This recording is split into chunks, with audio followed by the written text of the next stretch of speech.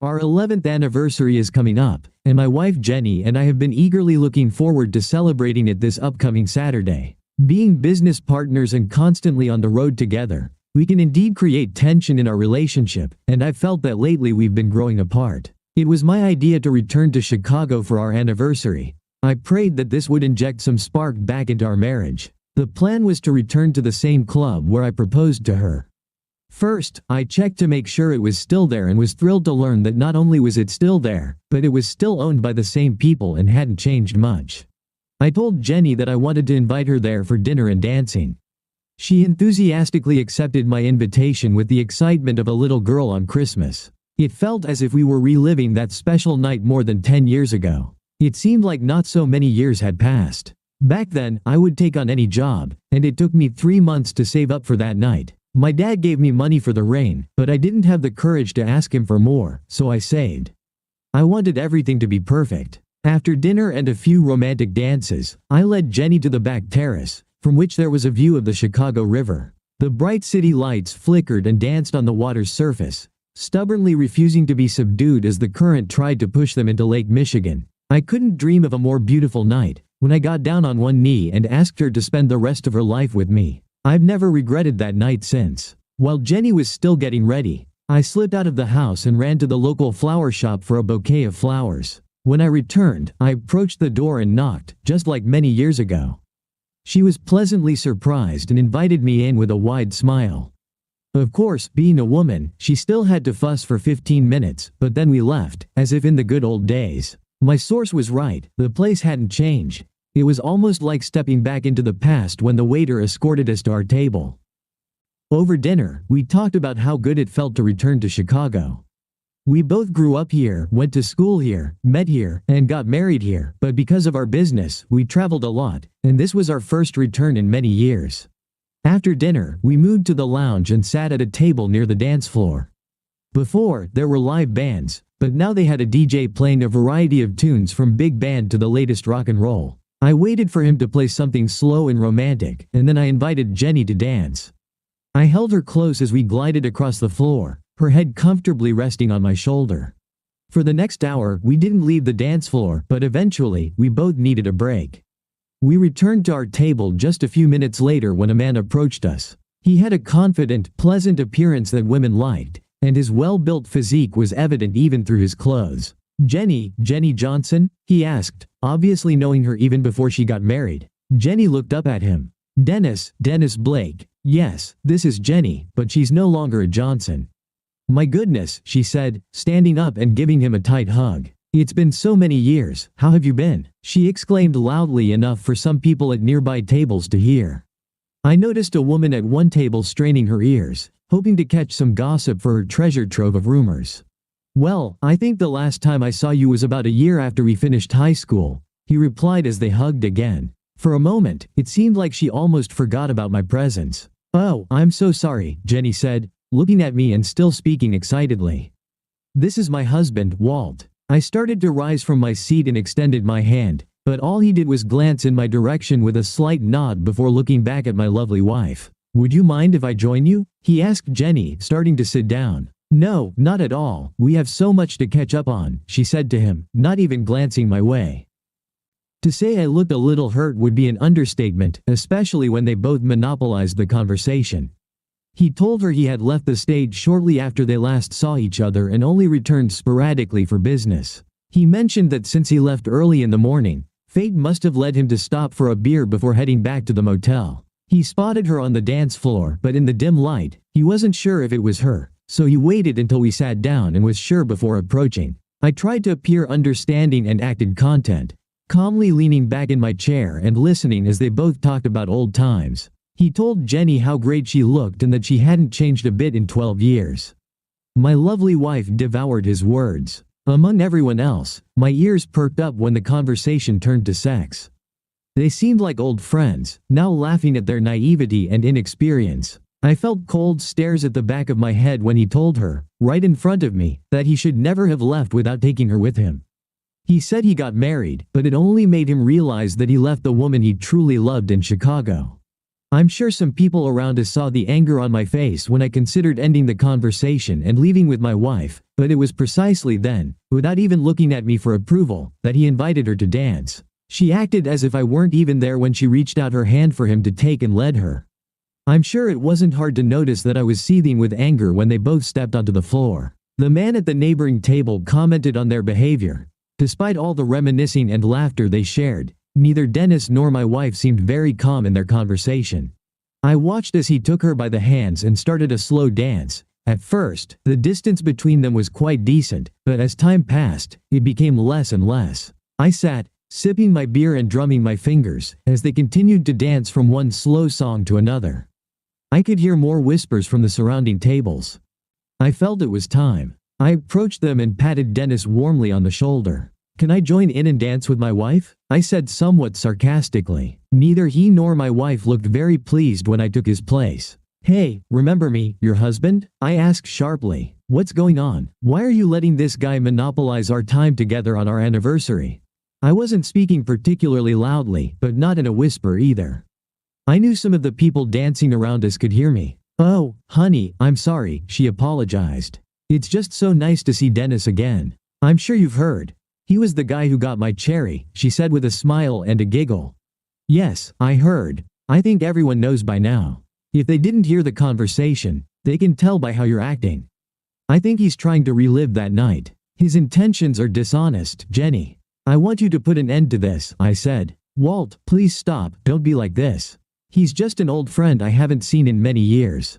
Please don't ruin this evening for me," she pleaded. "Well, he certainly ruined everything for me," I told her. "Oh, honey, I'm so sorry, but I'll fix everything, I promise," she said. At that moment, the song ended, and I felt someone patting me on the shoulder. That rascal's son had returned. "Come on, buddy, we haven't seen each other in 12 years. Be a good guy and give us a little time to catch up," he said loudly enough for the people around to hear. I saw a woman with an open mouth, clearly not believing this guy's audacious behavior. The wife looked into my eyes. "Please, dear, we haven't seen each other in so long, and he's leaving in the morning." I saw a look of disgust on one guy's face and knew he considered me weak when I softened and returned Jenny to her former lover. I felt the stares of others in the room watching me as I sneaked back to our table and ordered another beer. You might think they would surely return to the table when the DJ started playing fast songs, but no, they kept laughing and flirting with each other as Jenny shook her hips, seemingly unconcerned about the growing number of people noticing my increasingly awkward situation. When the next slow song played, Jenny hugged Dennis around the neck and, closing her eyes, rested her head on his chest. His hands went straight to her buttocks. Some couples dancing nearby looked at me, probably wondering why I allowed this to continue. That's it, I didn't mutter to myself anymore, but as soon as I started to get up from my seat, the song ended, and Dennis headed towards the men's restroom. Jenny returned to the table. "Phew," she said, a little embarrassed. "These fast songs wore me out." "Yeah, I could say that. You were hanging on your hero, it was awkward. Are you ready to go home?" I asked teasingly. She had a strange look when she sat down. "Darling, you know I love you, right?"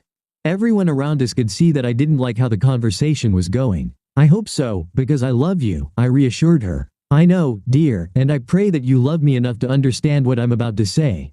Darling, when Dennis comes out of the men's restroom, we're leaving with him. He'll drop me off at the airport tomorrow morning on his way." No one could believe what they heard. She wasn't even discreet about it. I glanced around some of the surrounding tables and realized that now everyone was tuned in to our family problems. "Damn it, it's not gonna happen," I roared. Hell, everyone knew anyway. I didn't care. I wanted them all to hear me. "We're leaving right now." "No, Walt, it's not like that. Please, darling, I need to do this. It's just for one night, please try to understand." "Understand? Do you mean understand that you want to break our wedding vows, and on such a night, on our anniversary? Do you realize that you've humiliated me in front of everyone in this place? And now you want to top it off by sleeping with another man? It's ridiculous, no?" At that moment, big old Dennis returned, stood behind Jenny, and put his hands on her shoulders.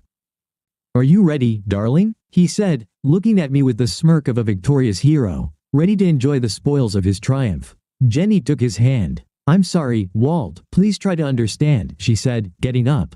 Tears welled up in her eyes. "Please, Jenny, I beg you, please don't do this," I said, like a beaten puppy. "I'm so sorry," she said. I heard some people around us gasp in shock as Jenny turned to leave with her sweetheart. Fine, I shouted, tipping over my chair and standing up abruptly. Then give me back your rings. What? She asked, looking at me. You heard me. If you're going to sleep with another man, I don't think I can stop you, but by God, if you break our wedding vows, wearing the rings I gave you at the altar, I'll be damned. Let's go, Dennis interjected. If he's going to act like a fool, give them to him, and you'll get them back in the morning. Fine, fine, fine, she said, taking them off her finger. Just make sure you put them in a safe place, darling, she shouted, handing me the rings. I clenched them in my fingers and raised my hand above my head. How much am I offered for this beautiful wedding and engagement ring set? I roared to the crowd. $500, I heard someone shout from behind. Walt, what are you doing? Jenny shouted. Well, obviously, it means nothing to you. Maybe someone else can make use of them, someone who truly understands what marriage is. Don't worry, I'll give you half of what I get for them in the divorce, I smirked. It seemed to me that tears glistened in her eyes, but in the dimly lit club, it was hard to say for sure. Let's go, Jenny called Dennis, pulling her by the hand. He's just bluffing. He's not going to ruin your marriage over one night. She seemed reluctant, but turned and walked away with a heavy heart. 600, I heard as they exited the door. A little over 2 hours later, I slid the keycard into the slot of room 28 at the Arlington Hills Days Inn Hotel. I opened the door and looked at the feminine figure dozing on the bed. Her beautiful chest, enclosed in a tiny purple lace bra, rose and fell in a gentle rhythm. My breath caught as I saw her for the first time, and she still had that effect on me. She opened her dark blue eyes and smiled as I closed the door. Did you sell them? Of course, I told her. How much? She asked eagerly. 1,800, I replied. Oh, she said, not bad. What does that mean for us now? I quickly calculated, almost 37 grand, not bad for 3 weeks. Jenny slid off the bed, approached, hugged me, and passionately kissed my lips. She rubbed her lacy bra sensuously against my body, and almost immediately we both felt the desire between us. She purred, someone's feeling playful. Well, it's our anniversary, and after a performance like today's. I let my words hang in the air for a moment. Where's Dennis? I asked. Every time we do this, he gets better and better. He was so good tonight that I even started getting jealous of you too, I said with a slight chuckle. He's in his room. I think he might have a girl with him. Today he was really a bit scared. When we were leaving, a few guys were giving him very hard looks. He thought they would come after him in the parking lot, but they didn't. I hope he's not planning to leave. I would never have gotten so much for the rings if everyone in this place didn't hate him so much. It would be very frustrating to train someone else again. I don't think you should worry, dear. His income is almost $10,000, which is not bad for an unemployed actor. Even if he were working, it's twice as much as he ever made on stage in any theater. I hope so. I also think we've exhausted our hospitality in our hometown, dear. I'm sure everyone already knows that these rings are worthless. Most likely, the Chicago police already have our descriptions, and if they're not all looking for us, I'm sure some of them already started. It was great to come home, but I think it's time for us to have sex. I'll go tell Dennis that we're leaving in the morning, right after breakfast. Don't take too long, darling, she said seductively. It didn't take long. I knocked on Dennis's door 2 rooms down from ours. He only opened it a crack. Jenny was right, there was a girl with him. Everything went well after we left? He asked through the crack. Yep, I got 1,800, I replied. I saw him smile. But I think it's time for us to leave. I'm feeling heat on my neck. We'll meet at the restaurant tomorrow at 9 in the morning. We'll leave right after breakfast. Okay, he replied quietly. You did a great job, I told him. Enjoy tonight. Dennis's smile widened. Oh, you can bet on that. I heard his companion chuckle just before he closed the door. When I returned to our room, Jenny was lying in a seductive pose on the bed.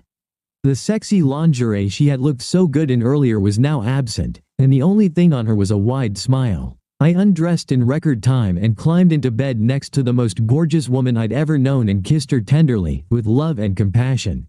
She purred, what are you going to do with this weapon, my husband? I was already too far gone to speak, but I managed to mumble, it's not a weapon, my dear, it's my instrument of love, and I plan to use it to make love to the most wonderful woman in the world. Oh, I like that, Jenny said. She moaned. 2 more times that night, we reached euphoric bliss. Finally, our bodies exhausted, we embraced each other in a loving embrace. It was a good idea to come back to Chicago for our anniversary, she said. With all our constant travels, I almost forgot what it feels like to be home. I know, me too, I replied softly. Honestly, I thought all these moves were starting to strain our marriage, and I hoped Chicago would help restore some of the initial magic we both felt when we lived here. Was I right? Yes, darling, you were right. Coming home reminded me of how much I love you, she said, reaching out and turning my head for a gentle little kiss. Sweetheart, just before you and Dennis left, I thought I saw real tears in your eyes. You did, she explained quietly.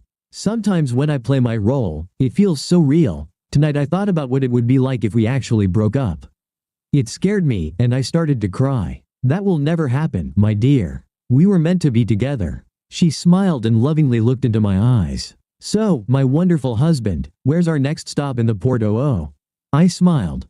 I had a truly loving wife. I was thinking about Dakota. With all that shale oil and those lonely guys with nothing to spend their money on, I think we could earn enough to retire, I joked. Thank you for being with us and listening until the end. If you found it interesting, please subscribe, give us a like, and leave your comments. And we'll see you on the Cheating Secrets channel.